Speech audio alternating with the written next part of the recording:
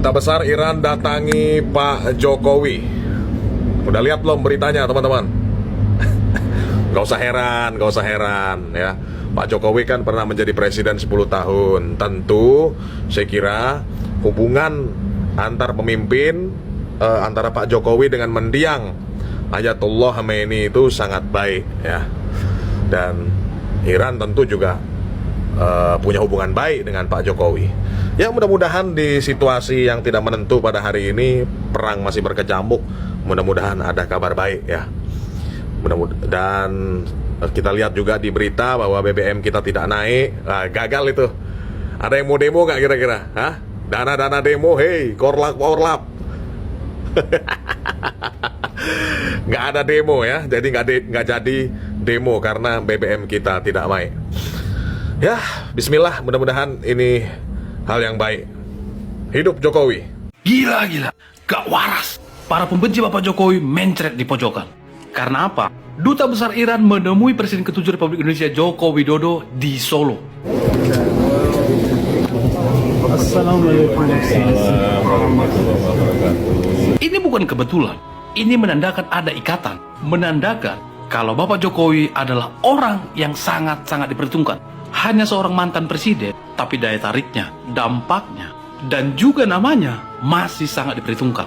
Tolong kepada para pembenci, jaga kesehatan, dijaga kewarasan. Jangan sampai informasi ini membuat trombositmu semakin melemah. Ingat, orang tidak akan pernah menuai kalau tidak pernah menanam. Ketika amanah itu benar-benar jalankan, disitulah dukungan akan selalu datang. Salam. Duta Besar Iran temui Jokowi di Solo kemarin. Berita ini memang biasa saja, tapi dampaknya sangat luar biasa. Seorang mantan presiden yang tidak menjabat tetap eksis dan tetap dikunjungi dari luar maupun dari pejabat dalam negeri.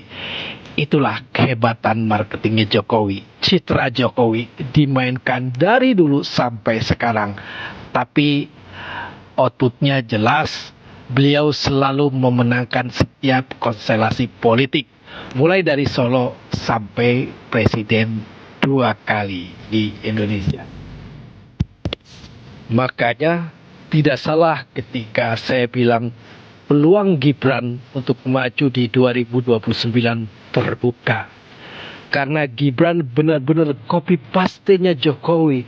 Karakter Jokowi dimainkan oleh penerusnya. Dan ini modal utama untuk menekan Gibran nanti. Gibran itu tidak beriklan, tidak kampanye sendiri. Faktor Jokowi di belakang dia yang akan terus memainkan peran. Dan saya yakin-yakinnya Gibran akan maju lagi, minimal menjadi wakil presiden dan maksimal RI 1. Peluangnya sangat terbuka lebar. Di sini uniknya dan hebatnya seorang Jokowi. Walaupun dibombardir dengan isu, dengan gosip yang terus-menerus sejak dulu, mulai dari anaknya PKI, tentang Jokowi sudah meninggal, tentang ijazah palsu yang terus bergulir, tapi semua dihadapi dengan senyum dan tidak temperamen. Sehingga netizen atau masyarakat Indonesia semakin tertarik dan semakin bersimpati kepada Jokowi. Untuk itu, coba menurut netizen, apakah peluang Gibran terbuka atau tidak? Karena menurut saya Gibran tetap akan maju. Apalagi sekarang sudah mempunyai partai politik yang digawangi adiknya Kaisang Pangarep. Terima kasih. Halo guys. Kemarin-kemarin itu aku ada banyak postingan ya mengomentari kenapa masih ada presiden, masih ada wakil presiden. Kenapa Dubes Iran malah datang ke Pak JK dan Bu Mega?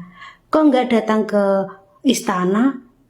Kok nggak datang ke istana Wapres? Kok nggak datang ke Raja Solo? Tuh lihat sekarang berani komentar enggak? Kemarin komentar itu.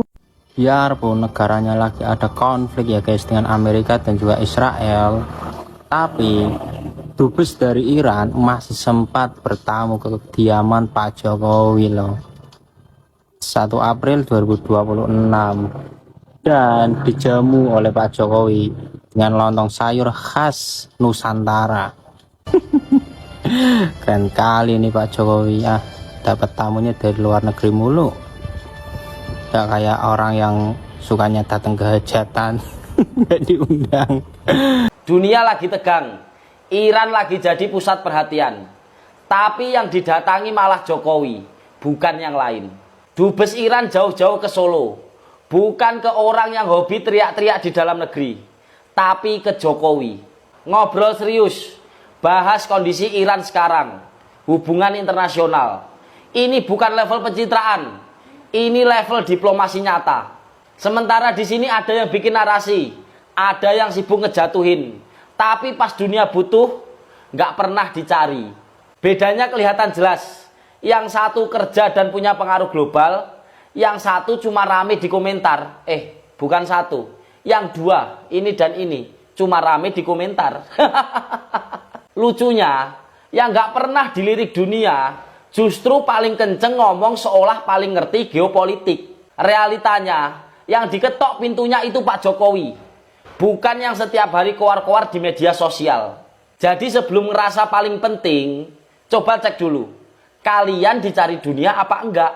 Gimana pendapat kalian? Tulis pendapat kalian di kolom komentar. Salam. Duta Besar Iran mengunjungi Pak Jokowi. Ini adalah bentuk pengakuan dunia. Sepakat Pak Ketua Harian, Pak Ahmad Ali.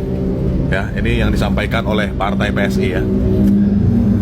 Dan kita juga mendengar di media pemerintahan Iran mengakui bahwa Pak Jokowi sukses dalam menjalankan pemerintahan. Tuh, ini luar aja, di dunia internasional aja mengakui ya. Tapi kadang-kadang di bangsa sendiri ini ada aja orang-orang yang nyeleneh, orang-orang yang nggak mau mengakui ya. Sebenarnya mereka menikmati kebijakan-kebijakan dari Pak Jokowi ya. Contoh mudik kemarin ya, bagaimana jalanan itu bagus, banyak jalan-jalan baru, mudik lancar. Mereka menikmati, tapi ya berat hatinya untuk mengakui. Ya kita maklumi lah, namanya juga orang kalah. Hidup Jokowi. و برای گسترش روابط خارجی و برای منافع مردم و تکلیف می باشد.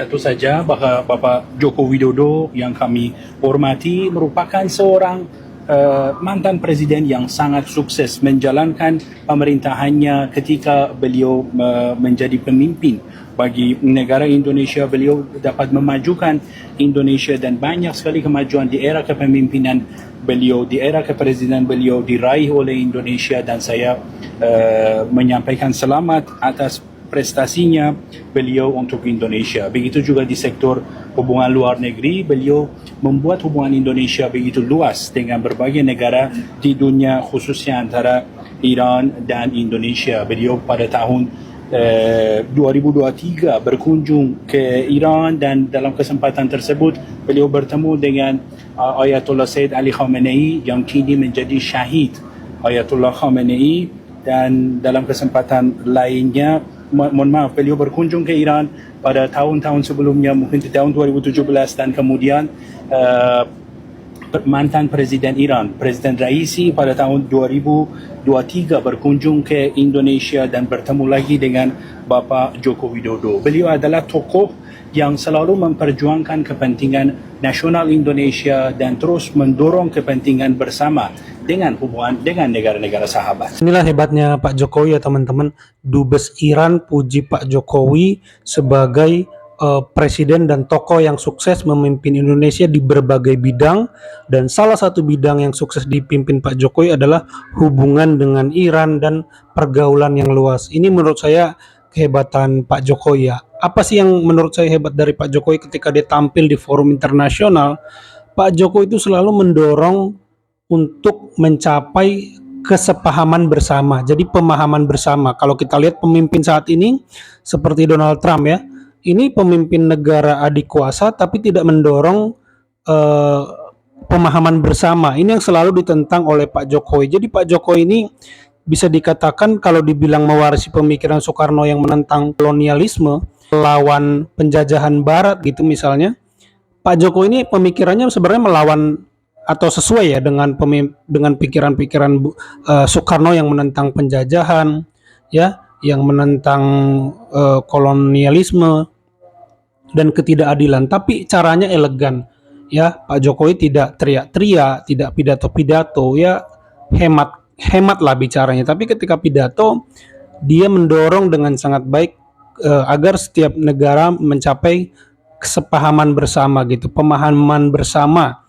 ya, bukan kepentingan si A, si B. Ya, kita bisa lihat waktunya dia mengecam. Kita lihat bagaimana 2 kali Pak Jokowi mengecam Israel, ya, bahkan menyebut deretan perilaku Israel yang sudah melanggar hukum, dikecam oleh Pak Jokowi. Nggak takut dia, hubungan dengan Amerika baik-baik aja, ekspor tetap surplus dengan Amerika, perdagangan jalan-jalan aja, ya. Jadi inilah hebatnya Pak Jokowi, memanage-nya dalam bukan hanya kerja tapi dalam hubungan itu pun perlu di manage ya teman-teman. Jadi ini yang saya pikir kosong ya di era ini, kita tidak menemukan pemerintah mengecam Israel, ya, seperti takut.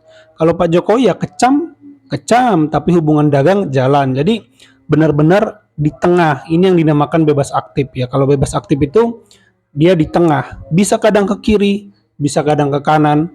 Dalam arti itulah objektifnya, salah katakan salah, benar katakan benar. Jadi tidak berat sebelah gitu. Ini benar-benar bebas aktif murni ya Pak Jokowi ini. Jadi bahkan kenapa dia jarang tampil di PBB, ya diwakili Bu Retno, diwakili Pak Yusuf Kalla, ya. Pak Jokowi menilai ya dia tidak hadir tapi Indonesia hadir gitu teman-teman. Jadi Pak Jokowi juga selalu mengkalkulasi apa untungnya buat kepentingan nasional, ya, mendorong kesepamahaman, ya, mendorong mitra-mitra dagangnya di ASEAN, ya, agar semuanya bisa saling mendukung. Jadi Pak Jokowi itu spiritnya itu benar-benar spirit menyatukan ya, persatuan. Jadi luar biasa Pak Jokowi ini, tanpa mengabaikan kepentingan Indonesia, tapi dia mampu menjalin hubungan dengan banyak negara. Ya, itu kenapa kita lihat di era Pak Jokowi banyak investor mau masuk, banyak infrastruktur dibangun, ya, kereta cepat selesai, ya, proyek-proyek yang mangkrak diselesaikan. Semua ini memicu yang namanya kepercayaan investor. Ya, kalau sekarang kita lihat ya, terlepas dari faktor eksternal, di internal sendiri apa sih yang sudah kita lakukan di era Pak Prabowo?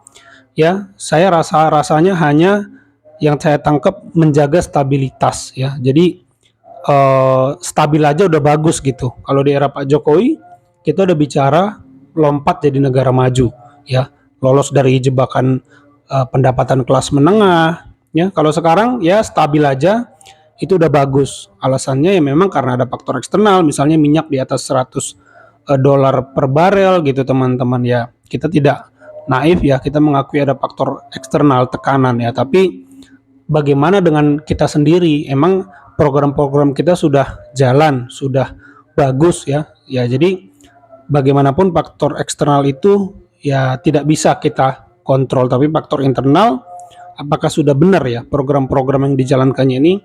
Kalau tema besarnya adalah efisiensi, apa benar udah efisien? Wakil menteri berapa? Pemerintahan gemuk ya, apakah benar sudah efisien di segala sisi ya?